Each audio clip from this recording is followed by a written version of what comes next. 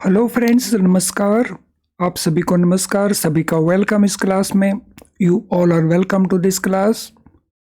Live class में जितने students already join कर चुके हैं, क्विकली वो कंफर्म कर देंगे आपका ऑडियो वीडियो आपको एक्सेसिबल है।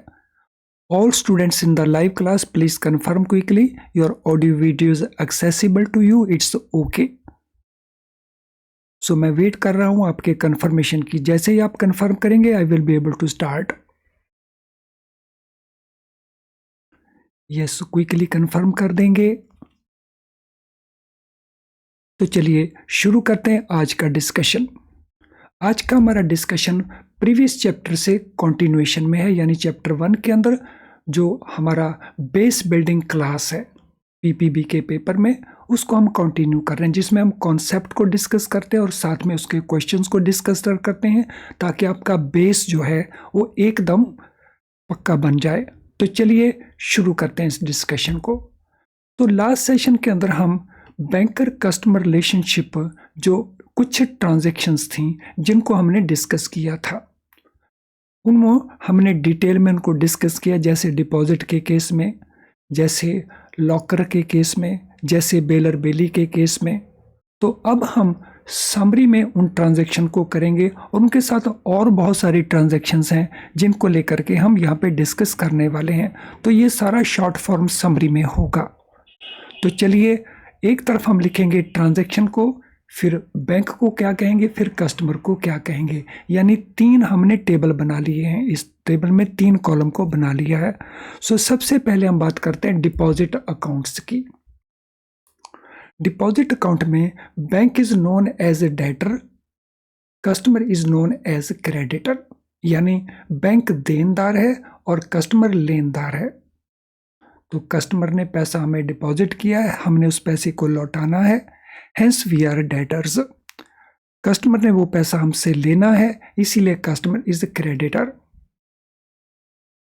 ये सिचुएशन अगर लोन अकाउंट की है, if there is loan from the bank, तो उस केस में ये रिलेशनशिप अपोजिट साइड की बन जाएगी, यानी bank will become creditor and customer will become debtor.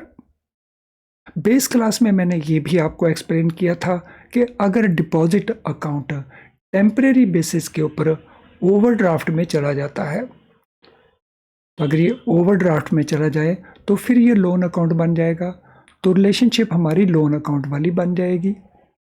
इसी प्रकार से अगर लोन फ्रॉम बैंक के केस में, जैसे कैश क्रेडिट अकाउंट है, so cash credit account many times उसमें क्रेडिट बैलेंस भी आ जाता है। अगर उसमें क्रेडिट बैलेंस आ जाए during that period, relationship will be of debtor and creditor.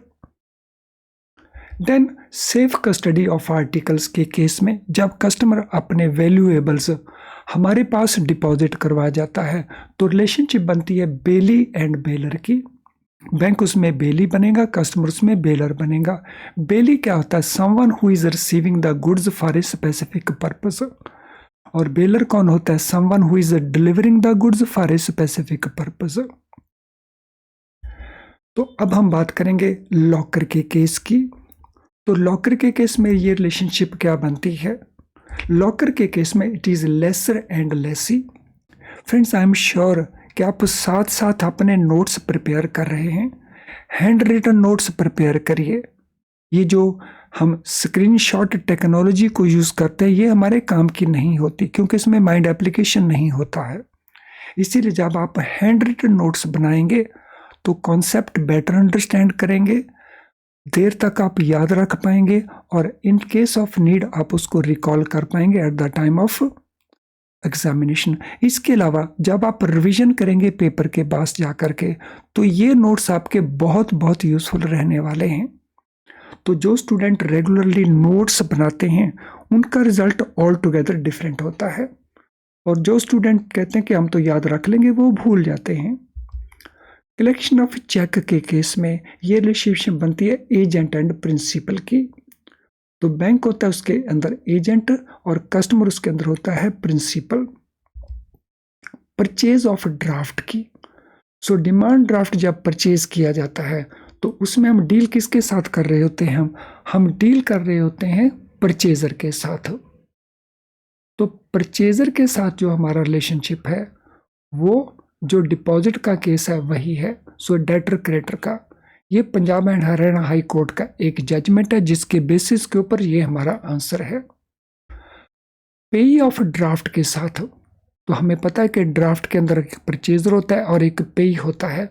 तो पेई जिसने वो पेमेंट लेना है उसके साथ हमारा रिलेशनशिप ट्रस्टी एंड बेनिफिशियरी का होता है।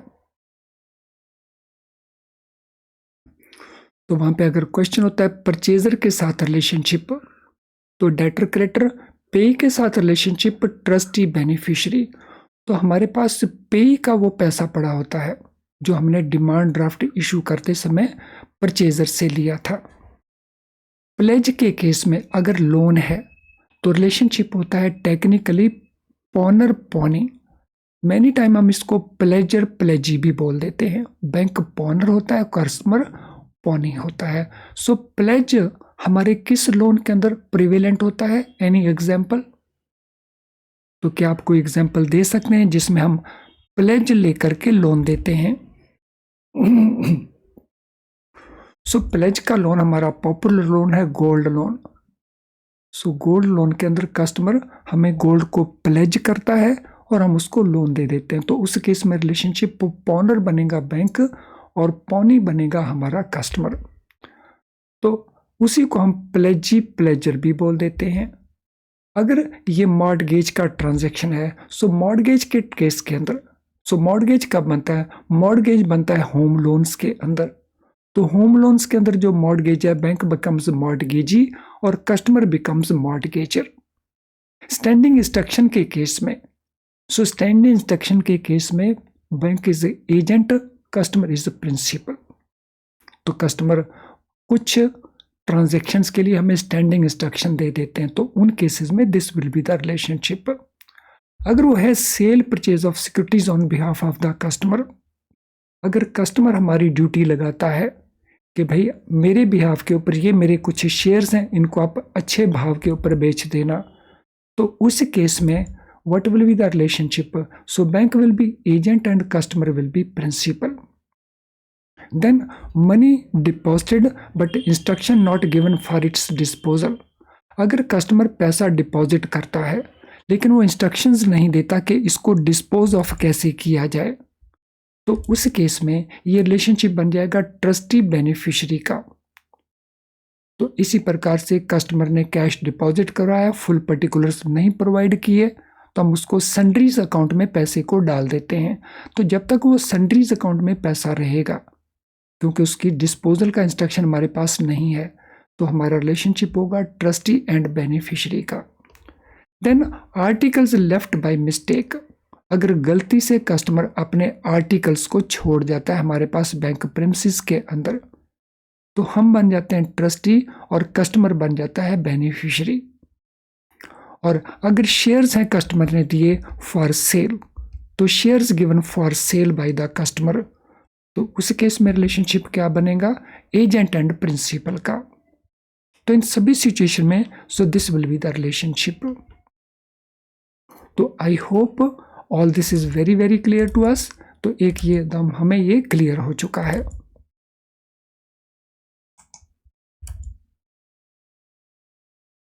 तो इस समरी को करने के बाद अब हम इससे रिलेटेड जो क्वेश्चंस हैं वो क्विकली आंसर देने की कोशिश करेंगे। तो चलिए क्वेश्चन आंसर की सिचुएशन में चलते हैं। तो एक आइटम और थी वो था हाइपोथिकेशन के केस में। हाइपोथिकेशन के केस में कौन सा लोन हमारा बनता है? हाइपोथिकेशन के केस में जैसे आप ऑटो लोन्स देते हैं, मशीनरी का लोन देते हैं, कंप्यूटर का लोन देते हैं, तो ये हाइपोथिकेशन वाले केसेस हैं। तो इन केसेस में bank becomes hypothecatee and customer becomes hypothecator. तो अब इससे रिलेटेड जो क्वेश्चंस हैं क्विकली उनको आंसर दें। तो पहला क्वेश्चन है relationship between customer and bank in case of deposit. Deposit के केस में debtor, what is relationship between bank and customer? Debtor, creditor, bailee, lessor. तो इसमें हम ये कहें कि बैंक क्या बनता है, ये क्वेश्चन हम बना लें इस प्रकार से। तो डिपॉजिट के केस में तो बैंक को हम क्या कहेंगे, इसको क्वेश्चन को इस प्रकार से हम अंडरस्टैंड कर लें। What the bank will be known as, तो बैंक को हम मानेंगे इस केस में डेटर। और अगर क्वेश्चन है कस्टमर को क्या मानेंगे, तो कस्टमर को मानेंगे हम creditor. If customer takes loan from the bank, what role the customer play in the transaction. तो ये क्वेश्चन क्लियर है, इस क्वेश्चन में थोड़ी एम्बिग्यूटी थी। तो अगर बैंक से लोन लेता है कस्टमर, तो फिर बैंक कौन सा रोल प्ले करता है, तो बैंक रोल प्ले करता है डेटर का, बैंक रोल प्ले करता है क्रेडिटर का, बैंक रोल प्ले करता है बेली का, या बैंक रोल प्ले करता है लेसर का। तो क्या रिलेशनशिप बनती है इस केस के अंदर,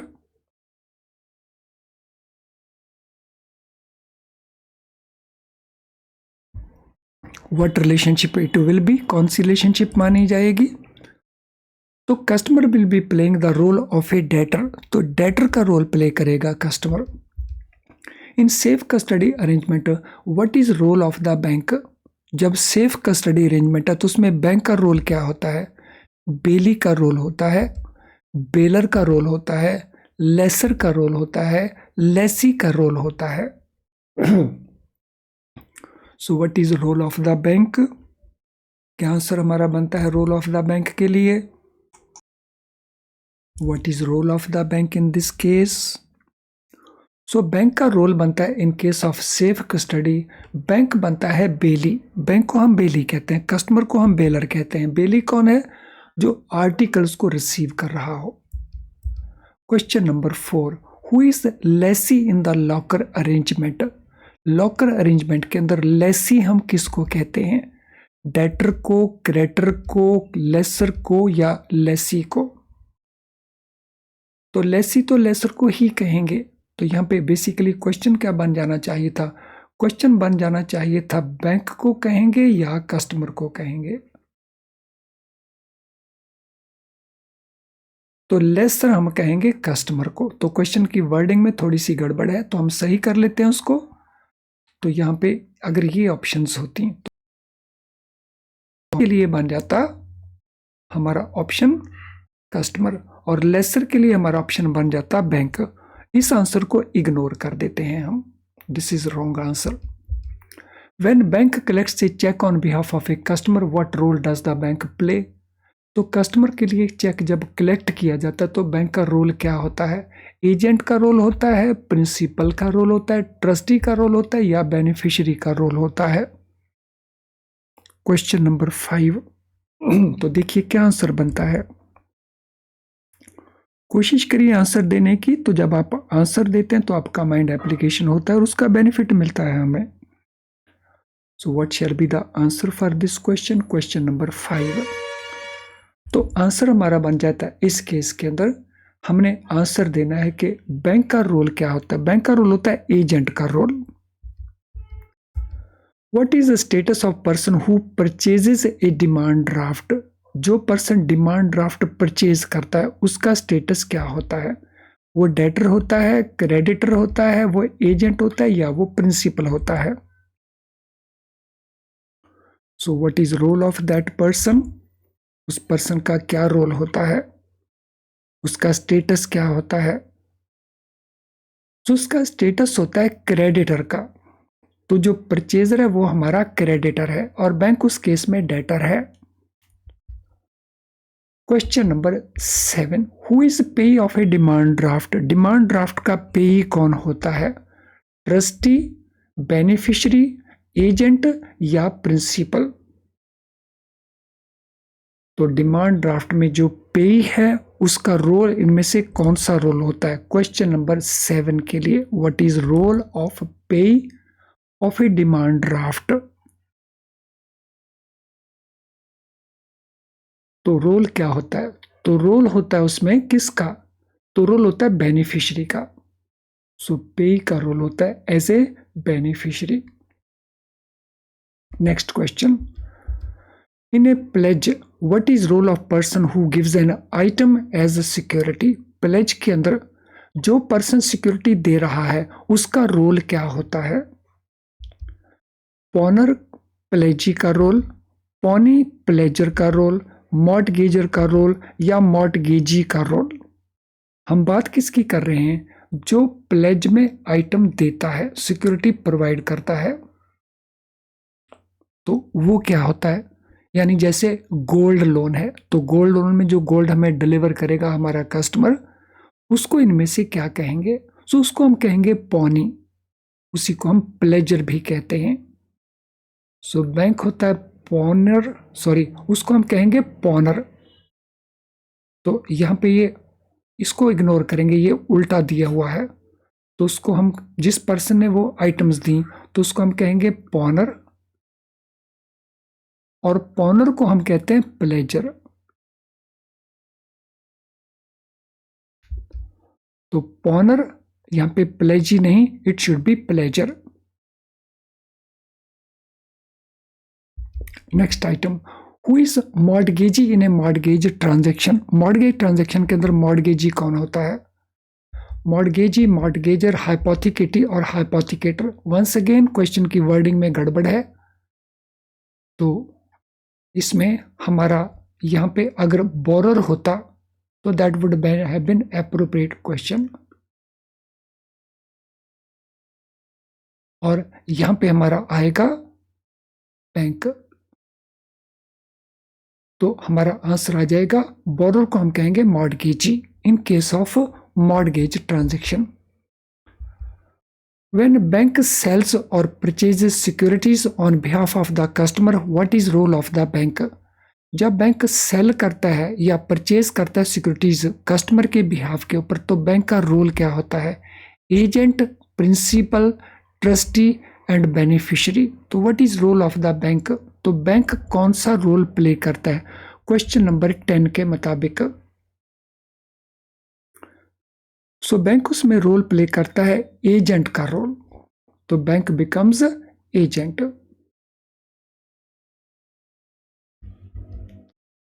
तो चलिए अगले पार्ट में जाने से पहले हम ये इंपॉर्टेंट इंफॉर्मेशन को अंडरस्टैंड कर लेते हैं। फ्रेंड्स, अगर आप अपना प्रेपरेशन IIBF बुक्स को यूज करके कर रहे हैं, तो उनमें हो सकता है कुछ डिफिकल्टीज आपके सामने आए, जैसे डिफिकल्ट टू अंडरस्टैंड। इनमें जो कुछ लिखा है, जैसे लिखा गया है, उसको अंडरस्टैंड करने में आपको डिफिकल्टी लगती है। दूसरा इश्यू हो सकता है वेरी टाइम कंज्यूमिंग। लंबे लंबे चैप्टर्स हैं, लंबे लंबे टॉपिक्स हैं, उसको पढ़ने के लिए, और फिर डिफिकल्ट भी है, साथ में बहुत सारा टाइम आपको स्पेंड करना पड़ता है। तो जब आप टाइम स्पेंड करते हैं, टाइम आपके पास ऑलरेडी कम है, तो आप पूरे सिलेबस को कवर नहीं कर पाते। रिजल्ट होता है कि आप क्वालिफाइंग मार्क्स नहीं ले पाते। प्रैक्टिस क्वेश्चंस किताबों में गिवन है, लेकिन फ्यू प्रैक्टिस क्वेश्चंस हैं, तो आपको चाहिए बहुत क्वेश्चंस प्रैक्टिस के लिए। और केस स्टडीज एटसेट्रा के क्वेश्चन कई बार बीच में नहीं होते। फ्रेंड्स, अगर आप चाहते हैं कि ये सभी प्रॉब्लम का सॉल्यूशन आपके पास हो अवेलेबल, तो उसके लिए हमारे best quality very low priced video lessons होते हैं। इन वीडियो लेसन में जो हम कॉन्सेप्ट एक्सप्लेन करते हैं, वो बहुत सिंपल करके एक्सप्लेन करते हैं, और वो भी बहुत आसानी से। उससे आपकी जो डिफ़िकल्टी टू अंडरस्टैंड का इशू है वो भी सॉल्व हो जाता है, और जो टाइम कंज्यूमिंग है वो पार्ट भी आपका सॉल्व हो जाता है। हमारे क्वेश्चन बैंक में आपको बहुत सारे क्वेश्चंस मिलेंगे, उन क्वेश्चन से आप लॉट ऑफ प्रैक्टिस कर सकते हैं। हमारी लाइव क्लास में जो हम क्वेश्चंस देते हैं, उसमें कई बार गलतियां छोड़ जाते हैं जानबूझ के, ये सोच के कि क्या आप सचमुच में पकड़ पाएंगे गलती को या नहीं पकड़ पाएंगे। लेकिन जो हमारा क्वेश्चन बैंक है, उसमें काफ़ी केयरफुली हम क्वेश्चंस को फ्रेम करते हैं, वहाँ पे उस प्रकार की गलतियाँ आपको नहीं मिलती हैं। और क्वेश्चन बैंक में कुछ आपको केस स्टडी क्वेश्चंस भी मिल जाते हैं, कुछ कहीं कहीं केस स्टडी के क्वेश्चंस भी आपको मिल जाते हैं। तो अगर ये सारा कुछ आपको अवेलेबल है, तो उस केस में आप इसको यूज़ क्यों नहीं करते हैं, ताकि आप एक बार में जो आपका पास होने का एम रहता है, उसको अचीव करने में आपको थोड़ा आसान लगे। ये अवेलेबल कहाँ है? ये अवेलेबल है हमारी ऐप के अंदर, या इसको आप हमारी वेबसाइट के थ्रू भी एनरोलमेंट कर सकते हैं। तो अभी तक अगर आपने ऐसा नहीं किया है, तो इसको क्विकली कर लें, सो दैट एक ही बार में आप अपने एग्ज़ाम को पास कर सकें। तो चलिए अब हम चलते हैं इसका नेक्स्ट पार्ट के ऊपर। तो नेक्स्ट पार्ट में हमने डिपॉजिट प्रोडक्ट्स को डिस्कस करना है। डिपॉजिट प्रोडक्ट्स में क्या क्या डिस्कस करने वाला है? Deposits are classified as demand deposits and time deposits. Banker होते हुए हमें पता है कि हमारे डिपॉजिट को हम इन दो पार्ट्स में ब्रॉडली सेग्रीगेट करते हैं। सो एक होता है डिमांड डिपॉजिट, एक होता है हमारे टाइम डिपॉजिट। तो ये क्लासिफिकेशन हमारा जनरल क्लासिफिकेशन है। जब हम बैलेंस शीट में इनको क्लासीफाई करते हैं तो वहाँ पे ये क्लासिफिकेशन आपको कुछ डिफरेंट मिलता है, तो उस क्लासिफिकेशन को कंफ्यूज नहीं करना है यहाँ पे। तो बैलेंस शीट में classification is little different for deposit, लेकिन जनरल क्लासिफिकेशन हमारा डिमांड डिपॉजिट और टाइम डिपॉजिट का है। इनके जो फीचर्स हैं डिटेल में हम डिस्कस कर रहे होते हैं यूनिट नंबर 5 के अंदर, तो यहाँ इनके डिटेल्ड फीचर को हम डिस्कस नहीं करेंगे, लेकिन यहाँ पे डिमांड डिपॉजिट और टाइम डिपॉजिट में डिस्टिंक्शन पॉइंट्स हैं क्या क्या, उनको क्विकली अंडरस्टैंड कर लेते हैं। तो what are the distinction points? Demand deposit में हमारा सेविंग बैंक आएगा, हमारा करंट अकाउंट आएगा। इन्हीं को हम कासा डिपॉजिट के नाम से भी जानते हैं। So current account, saving accounts, तो ये हमारे डिमांड डिपॉजिट का पार्ट। और टर्म डिपॉजिट, इनका फीचर क्या है? तो these are repayable after expiry of the deposit period. तो ये पेबल कब है? On demand. कस्टमर आएगा, पैसा मांगेगा, चेक प्रेजेंट करेगा, विड्रॉल स्लिप प्रेजेंट करेगा और हम उसको पैसा दे देंगे, जैसे हम सेविंग बैंक अकाउंट में, करंट अकाउंट में करते हैं। और यहाँ पे it is payable after expiry of the deposit period. तो यहाँ पे अक्सर हम एफडी की फॉर्म में ऑफर करते हैं या रिकरिंग डिपॉजिट की फॉर्म में ऑफर करते हैं। रिकरिंग डिपॉजिट में हम उसको फैसिलिटी प्रोवाइड करते हैं कि वो धीरे धीरे करके पैसा इकट्ठा करे, यानी इंस्टॉलमेंट में हम उससे पैसा रिकवर करते हैं, यानी वो इंस्टॉलमेंट में पैसा हमें डिपॉजिट करवाता है। एफडी में सिंगल टाइम बेसिस के ऊपर वो पैसा डिपॉजिट करवाता है। डिमांड डिपॉजिट में इंटरेस्ट रेट लो होता है, जैसे सेविंग बैंक में इंटरेस्ट रेट लो होगा, करंट अकाउंट के अंदर कोई इंटरेस्ट नहीं होगा। रादर करंट अकाउंट के अंदर हम चार्ज भी करते हैं कुछ चार्जेस। एफडी के अंदर जब हम कंपेयर करते हैं सेविंग के साथ तो हायर इंटरेस्ट रेट होते हैं विच में vary according to time period. So time period के अनुसार ये डिपॉजिट इंटरेस्ट रेट डिफरेंट होते हैं और compare to saving these are higher. तो जो डिमांड डिपॉजिट्स हैं जिसमें करंट है, सेविंग है, ओवरड्यू डिपॉजिट है, अनक्लेम्ड डिपॉजिट है, ये सारे के सारे आ जाते हैं। और टाइम डिपॉजिट में हमारे पास एक पीरियड रहता है जिसमें मिनिमम पीरियड रहता है 7 डेज का और मैक्सिमम पीरियड होता है 120 डेज का। और इसमें विद और विदाउट री इन्वेस्टमेंट प्लान्स भी रहती हैं। सो कुछ स्कीम्स ऐसी हैं कि जिसमें बैंक ऑटोमेटिकली री इन्वेस्ट कर देता है, कुछ स्कीम्स ऐसी हैं जिसमें वो फैसिलिटी बैंक प्रोवाइड नहीं करता है। तो इन शॉर्ट हमने डिमांड डिपॉजिट और टाइम डिपॉजिट को अंडरस्टैंड किया, लेकिन इनके मेन फीचर हमारे पास यूनिट नंबर 5 के अंदर हैं। तो चलें अब हम आगे चलते हैं, इसके साथ रिलेटेड क्वेश्चंस को क्विकली कर लेते हैं। सो क्वेश्चंस नहीं है, अदर सर्विसेज क्या क्या हैं जो हम कस्टमर्स को और इन्वेस्टर्स को प्रोवाइड करते हैं। So what are other services?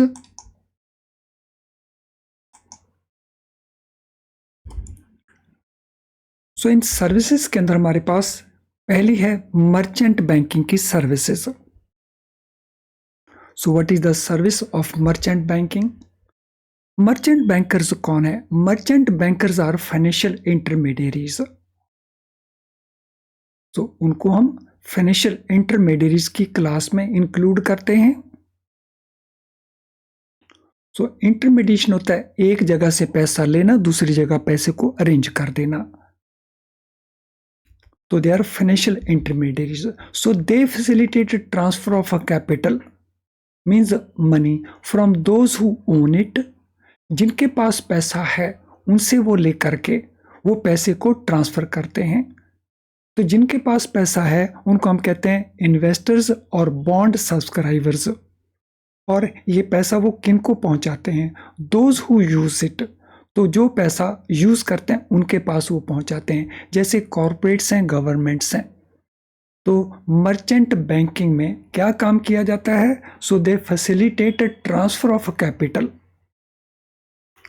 From those who own it, that is investors और bond holders, to those who use it, जो इसको यूज करते हैं। तो यूज करने वाले कॉर्पोरेट्स भी हो सकते हैं, यूज करने वाले गवर्नमेंट भी हो सकती है। इसी प्रकार से बैंकर्स भी फाइनेंशियल इंटरमीडिएरीज हैं। बैंकर्स डिपॉजिटर से पैसा लेते हैं और बोरोअर्स को पैसा देते हैं, तो बैंकर्स भी फाइनेंशियल इंटरमीडिएरीज हैं। और बैंकिंग के अंदर जो मर्चेंट बैंकिंग पार्ट है वो फोकस करता है कॉर्पोरेट्स को। So merchant bankers help corporate in India in initial public offering और फॉलोअप पब्लिक ऑफरिंग। तो जब किसी कंपनी ने पब्लिक इशू करना होता है, तो जब वो फर्स्ट टाइम इशू होना होता है तो हम उसको कहते हैं इनिशियल पब्लिक ऑफरिंग, IPO। और जब एक एग्जिस्टिंग लिस्टेड कंपनी दोबारा से पब्लिक इशू करती है तो हम उसको कहते हैं follow up public issue of. तो इनको हम कहते हैं पब्लिक इश्यूज और प्राइवेट प्लेसमेंट और डेट ऑफ इक्विटी। तो मर्चेंट बैंकर ये काम भी करते हैं। सो किसी भी कंपनी को जिसने पब्लिक ऑफर देनी है, इनिशियल है या फॉलोअप है, तो उनकी वो हेल्प करते हैं। इवन प्राइवेट प्लेसमेंट में भी उनकी हेल्प करते हैं। सो प्राइवेट प्लेसमेंट, जो लिमिटेड लोग जिन शेयर्स को सब्सक्राइब करते हैं, तो वो इशू होता है प्राइवेट प्लेसमेंट का। और जब जनरल पब्लिक इशू को सब्सक्राइब करती है तो वो बन जाती है पब्लिक ऑफरिंग।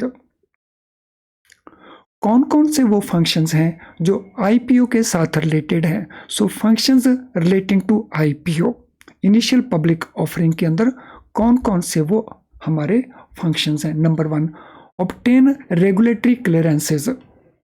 तो जो रेगुलेटर्स हैं, जैसे स्टॉक एक्सचेंज है, सेबी है, कंपनी रजिस्ट्रार है, इनसे कई प्रकार की परमिशंस चाहिए होती हैं। तो किसी भी कंपनी जिसने IPO रेज करना है तो वो उनसे रेगुलेटरी क्लियरेंसेस मांगते हैं, अरेंज करके देते हैं। So they arrange these regulatory clearances. So this is one function. और फंक्शन क्या है?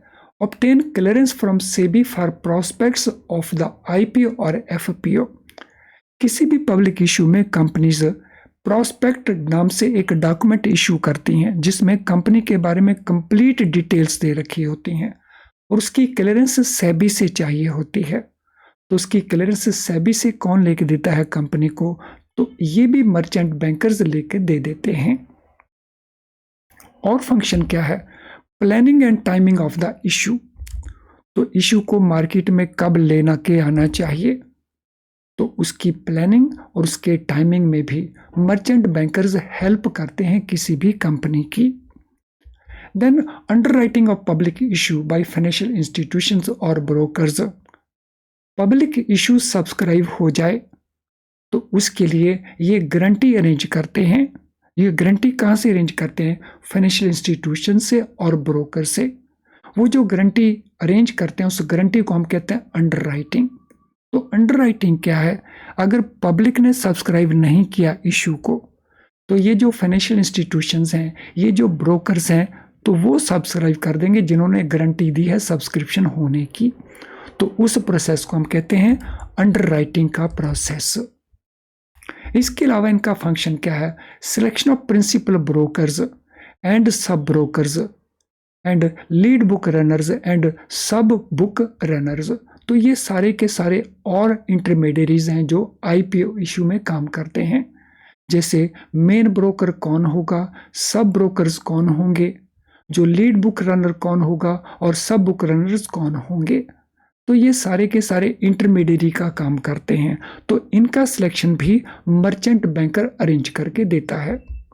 Selecting registrars to the issue and fixing their remuneration. So किसी भी पब्लिक इशू में रजिस्ट्रार की जरूरत पड़ती है। तो रजिस्ट्रार किसको रखना है, उसका सिलेक्शन और उनकी रिम्यूनरेशन क्या होगी, तो रजिस्ट्रार के तौर के ऊपर उनको क्या पे करेंगे, तो वो भी सारा काम मर्चेंट बैंकिंग में मर्चेंट बैंकर करके दे देता है। इसके अलावा selecting the bankers to the issue. So जितना भी पब्लिक इशू होना है उसका पैसा बैंक में आना है तो उसके लिए एक बैंक अकाउंट होना चाहिए, तो उसमें बैंकर को सिलेक्ट किया जाता है। So who will maintain the bank account for collecting the money, holding the funds till successful closure of the issue. जब तक इशू कंप्लीट नहीं होता सक्सेसफुली तब तक वो पैसा उस बैंकर के पास बना रहता है, तो उस बैंकर को सिलेक्ट करना। सो दिस इज अनदर फंक्शन जो मर्चेंट बैंकर किसी भी कंपनी के लिए करके देता है। देन सिलेक्टिंग एडवर्टाइजमेंट कंसल्टेंट्स या agencies for publicity campaign, investor conferences, analyst conferences and road shows. Public issue करने के लिए lot of advertisement is required, तो एडवर्टीजमेंट के कंसल्टेंट्स कौन होंगे, एजेंसीज कौन सी होंगी पब्लिसिटी कैंपेन के लिए, या इन्वेस्टर्स कॉन्फ्रेंसेस कहाँ कहाँ करनी है, एनालिस्ट की कॉन्फ्रेंसेस कब होनी है, रोड शोज कब कब करने हैं। तो all these activities are also performed by merchant bankers. यानी काफ़ी सारी एक्टिविटीज़ हैं जो मर्चेंट बैंकर को करनी पड़ती हैं। फ्रेंड्स, आज के सेशन से रिलेटेड अगर आपका कोई भी क्वेश्चन हो तो इस वीडियो का जो कमेंट बॉक्स है, तो इस वीडियो के कमेंट बॉक्स में आप अपना क्वेश्चंस टाइप कर सकते हो, वहीं पे हम आपको सूटेबली आंसर दे देंगे। अगर आपकी कोई जनरल क्वेरी है तो ये हमारा ईमेल आईडी है, तो यहाँ पे आप हमें मेल कर देंगे, हम सूटेबली उसको आंसर करेंगे। आज का सेशन अगर आपको यूजफुल नहीं लगा तो इस सेशन को डिसलाइक ज़रूर करिएगा, ताकि हमें पता चले कि हमने ठीक से परफॉर्म नहीं किया है। लेकिन अगर आपको यूजफुल लगा है तो फिर लाइक करने में संकोच नहीं होना चाहिए। आपके लाइक करने का बेनिफिट और बहुत सारे स्टूडेंट को मिलता है, क्योंकि YouTube लाइक किए हुए वीडियोस को और ज़्यादा लोगों तक पहुंचाने की कोशिश करता है। इसके अलावा आप इसके लिंक को शेयर कर सकते हैं with your friends and colleagues through your WhatsApp page और योर फेसबुक पेज और एनी अदर ग्रुप। चैनल अगर आपने अभी तक सब्सक्राइब नहीं किया तो हमारे कई नोटिफिकेशन हैं जो आप मिस कर रहे होंगे, तो चैनल को सब्सक्राइब कर लेना, वो भी बेल आइकन के साथ। उससे हमारे सारे नोटिफिकेशन आपको ऑन टाइम मिलते रहेंगे। तो चलें अब आज के सेशन को वाइंड अप करते हैं। सो हम कंटिन्यू करेंगे इस सेशन के ऊपर और discussion in the next part. Thank you friends and all the best.